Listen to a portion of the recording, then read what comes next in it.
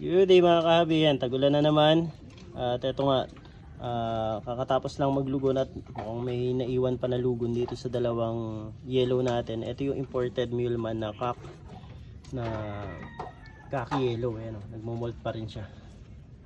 So ngayon nag-lay sila na itlog dahil pinagsama rin nga natin sila. At yan, nag-fertile yung dalawang itlog. And ito mga Mulemans na to, ito is island born na lang to, hindi ito import.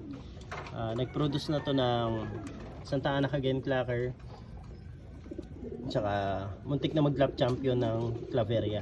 Ayan, nag-second place lang kasi hindi rin agad na nakita o nahuli kasi hindi siya hinihintay namin nung arrival. Ayan, tapos biglang yun dumating. So ayan, ngayon may itlog sila and fertile eggs. So noong nakaraan nag-produce sila ng khaki tsaka ng yellow. Tingnan natin ngayon kung ano yung magiging kulay nila, but most likely mga dilutes yung ilalabas niyan. Ayan, so ito proven na sa liparan tsaka sa kulay. Ayan, happy breeding, happy flying, stay safe and God bless po.